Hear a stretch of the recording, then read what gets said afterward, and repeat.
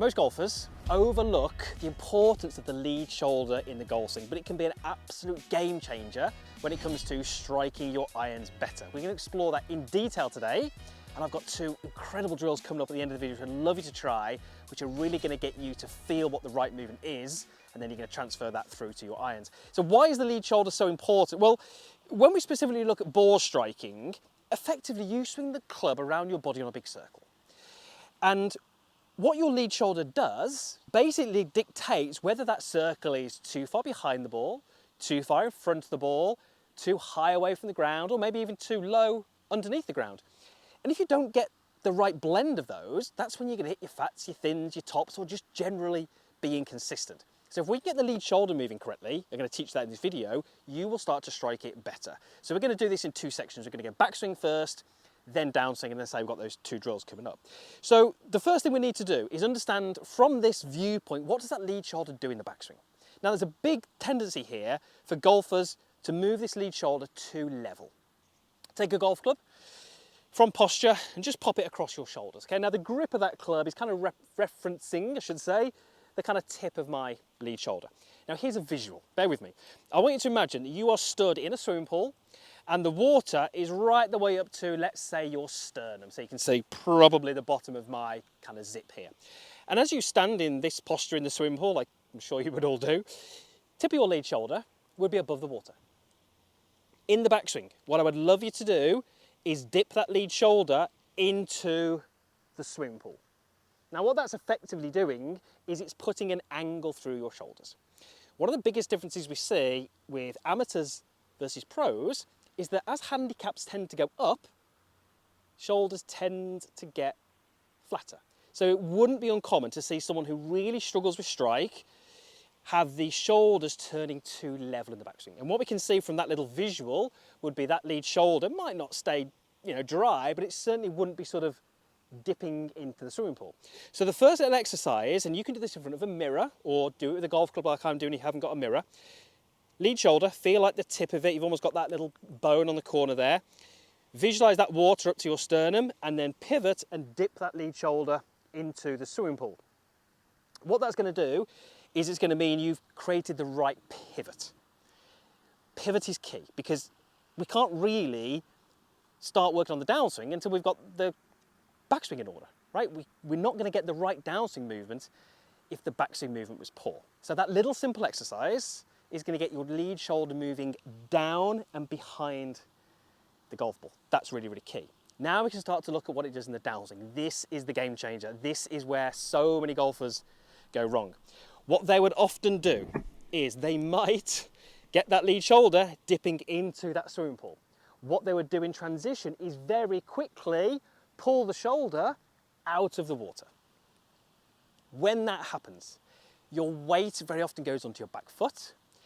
You often see your head moving back. You almost feel that as kind of standing up or losing your body angles. Your circle gets shifted backwards and then you run into those fats, those thins, those really poor strikes or even those high ball flights where you're kind of flipping at it. And it's very often because that lead shoulder pops up out of the water too soon.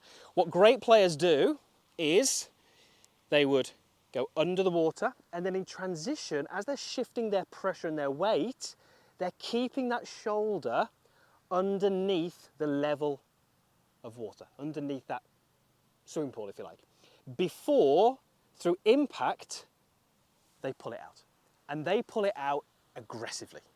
That's the bit that most miss. Most pull that shoulder out too soon, too much tilt, club dumps here, poor strikes. Great players keep it wet and then pull it out later.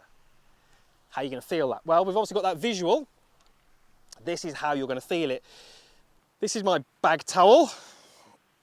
I've tied a knot in the end, so I want this end to be a little bit sort of heavier. And what I'm going to do is I'm basically going to put this end as high as I can underneath my armpit. And I'm just going to get my hands and cross them over and put them on my shoulders. So I've got this end now, which is kind of heavy. What I'm looking to do is basically put those two movements together in a golf swing and do it relatively aggressively to see if I can get some flow and some rhythm in this, and on the way through have it hit my back. I'll show you what it looks like and I'll explain why it's going to help you. So it's hanging down, we make our backswing move, and you can see it hits me on the back. Now it's just coming a little bit loose, just make sure it's secure. So we go backswing move, on my back. Backswing move, on my back. Now, with any luck, that looks relatively simple, but there is so much going on there that can help you with your golf swing. The two things that are really key is the timing of it. Watch what happens when I make my pivot back. When I make my pivot back, I have to wait until this catches up before I can really start my transition. So if you're someone who kind of rushes from the top, that's going to feel really different. It's slammed into this shoulder, but not this shoulder. So show that again. Someone who rushes doesn't really get the rhythm. Watch how I have to wait before I can really accelerate it. So I'm looking to accelerate this through into the follow through. And the way I do that is by what my lead shoulder is doing. Now the beauty of this little exercise is that I know if I gave you this for 5 minutes, what you'd start to communicate to me is that the lead shoulder is moving differently, but I think you'll start to feel that your pressure is moving differently as well. What do I mean by pressure? It's what you do to the ground. So for me to really get speed in this and have it hit my back as aggressively as I can, I feel like I have to use the ground. I feel like I have to turn, push and explode. I have to turn, push and explode. And when I push and explode, what am I doing? Well, I'm keeping my lead shoulder underwater before I really pull it out and explode it through. That gets me this feeling of being extended and open here, and that's what puts the speed in this and gets it to hit my back. Again, that is so different to what many of you will feel. Many of you will feel something like this, very, very different. It probably looks strange. It doesn't look like I've got the right rhythm. That's your first exercise. Now, obviously that is with no golf club. So now we start to introduce the golf club. This is very simply my 6-iron with some ribbon attached to the hosel. Really, really simple. How long is that? 6 feet maybe? Just a bit more. And what this is going to do is it's going to give you a really good visual for practice, but actually doing it with a golf club now. It's obviously quite windy today. So what I'm looking to do with this sort of ribbon is get it to feel like it's extended from the golf ball all the way through for as long as I can have that happen. And I would love you to do this by taking your trail hand off at impact. So I'm going to basically make a backswing, lead shoulder is going to go down, I'm going to get that pressure, I'm waiting, then I'm going to pull the lead shoulder back and up as I accelerate the club, take my lead hand off and get this to be as wide as I can all the way through. Again, it's going to be much easier if I can actually show you. Okay, all the way through. Okay, notice I'm taking my trail hand off and I'm feeling incredibly tall here and incredibly extended.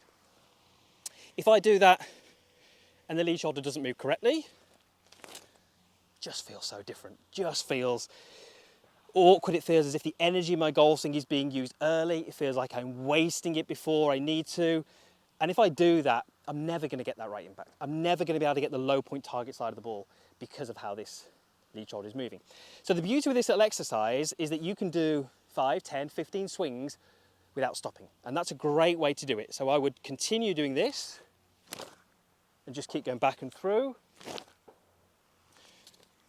It's got caught up. And I'm feeling pressure. I'm feeling my lead shoulders moving, and I'm really feeling this wide pattern this side of the ball. You might have seen things like this in the past. These are brilliant. They're so instinctive, they're so visual, and they're just a great way to really feel what is happening. So those two little exercises are going to have you moving your lead shoulder better, and that's going to have you instinctively moving your pressure better, which takes your circle, and through the downswing, it shifts it forward and lowers it. And when it gets forward and low point gets target side of the ball, you start to pure your irons. And it's all because of what this lead shoulder is doing.